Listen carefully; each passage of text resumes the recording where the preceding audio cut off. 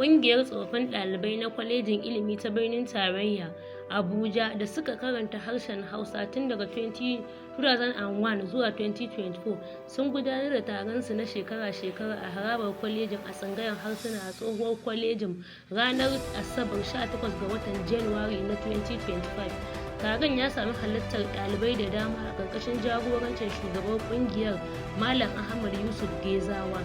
Bayan ɗaliban, shugaban sashen Hausa na kwalejin Malam Hamisu Sale ya halarci taron tare da Malam Ibrahim Ya'u da ke koyar da harshen Faransanci. Uwar ƙungiyar Dr. Zulaiha Ammani Malumfashi ta sami halartar taron.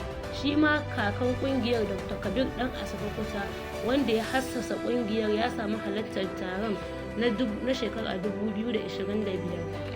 Malam Gezawa a jawabinsa na buɗe taro ya nuna farin cikinsa da amsa kiran da tsofaffin ɗaliban suka yi don kishin harshen Hausa da kuma ciyar da al'adun Hausa gaba.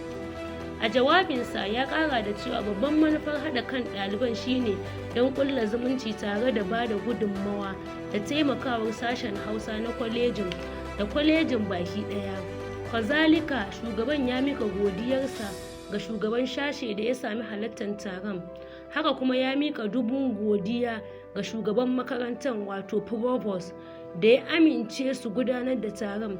Ya mika godiya ta musamman ga Malam Usman Zuba, Dean Student Affairs, da ya jagoranci neman izinin gudanar da taron. Su ma malaman da ba su sami halarta ba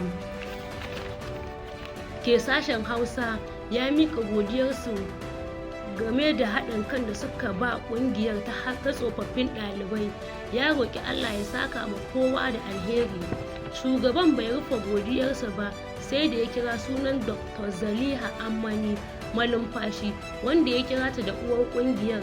Ya bayyana ta da uwa goye marayu don ba ƙaramar rawa take takawa wajen ba kakan ƙungiyar goyon baya ba na ganin an hassasa wannan ƙungiyar. Ya yi fata Allah ya saka mata da alheri ya kuma ƙara mata lafiya da yawancin kwana.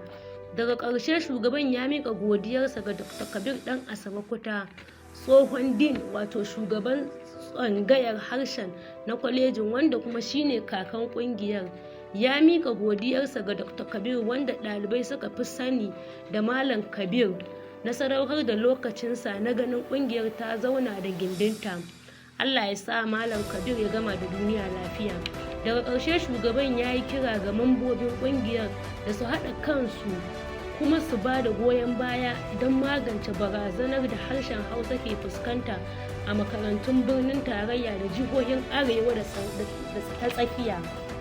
Dr. Zaliha Ammani, Dr. Kabir ɗan Asabe Kuta da Malam Hamisu HOD Hausa dukkansu sun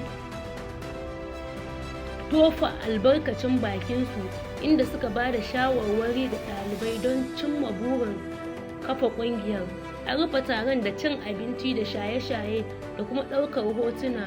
Ni ce taku Aishatu Ɗanladi da ke kawo muku rahoto daga zauren Dr. Kabir ɗan Asabe Kuta.